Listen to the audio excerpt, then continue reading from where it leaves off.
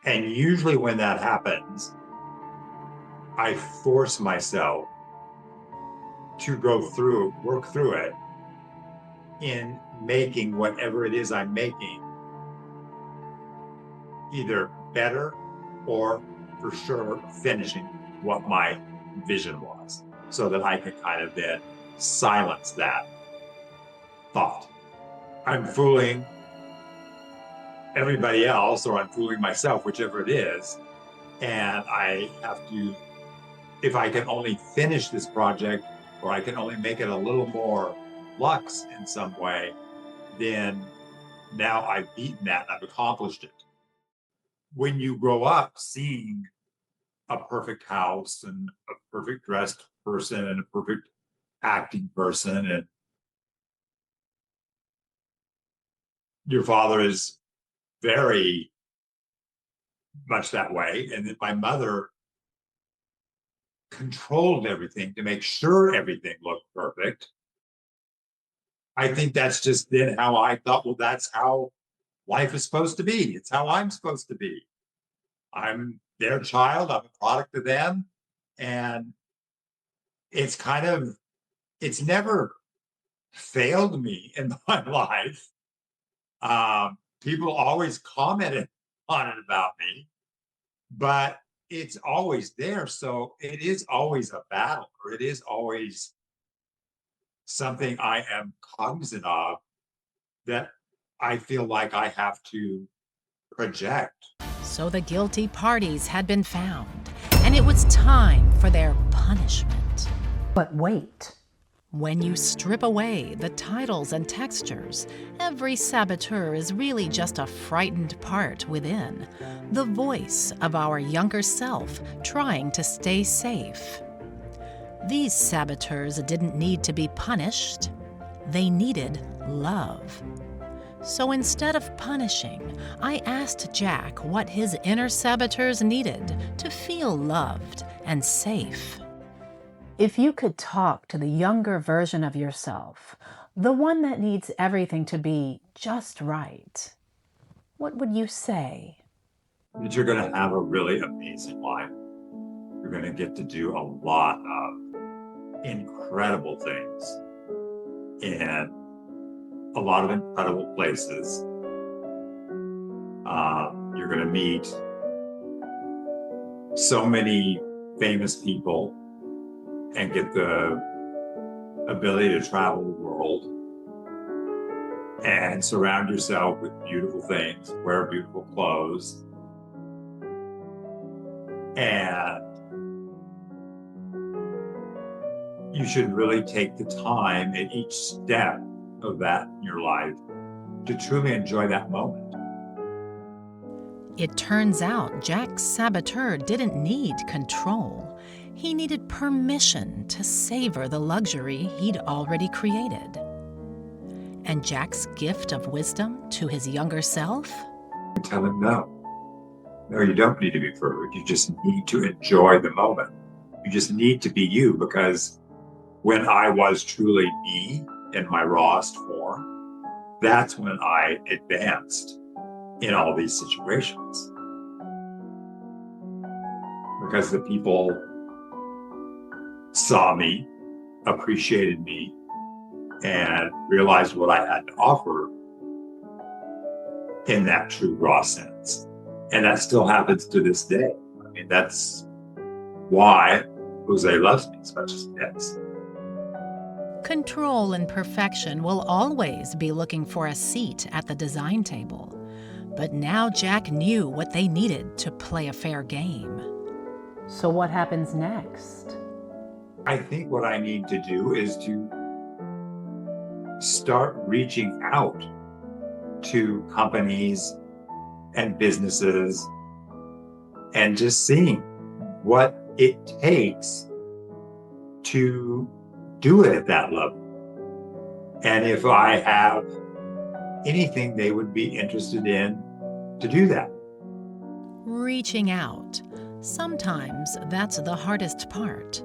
It's not the making, it's the asking. But if there's anyone who can turn paper into purpose, it's Jack Hodson. So the mystery of the Couture One-Eyed Jack was solved, but the case was still open. Will Carol loosen her grip on expansion? Will PETA finally let something be good enough? Or will they keep slinking in the shadows, pushing against Simon's never-ending quest for success? Stay tuned. Follow Jack Hodson on Instagram and LinkedIn at Rand Jackson Official, and pick up a designer card for yourself or someone special at randjackson.com. Before you go, help solve more crimes by rating the show. And don't forget to click subscribe so you don't miss being a co-detective on the next case. You've been watching Saboteurs Slinking in the Shadows. I'm your host, Chris Driscoll, Private Why. Until next time, keep your scissors sharp, your awareness even sharper, and your cards always face up. Want to know who's creating crimes in your mind? Start your own investigation at chrisdriscoll.com/self-sabotage and find out which saboteurs might be slinking in your shadows.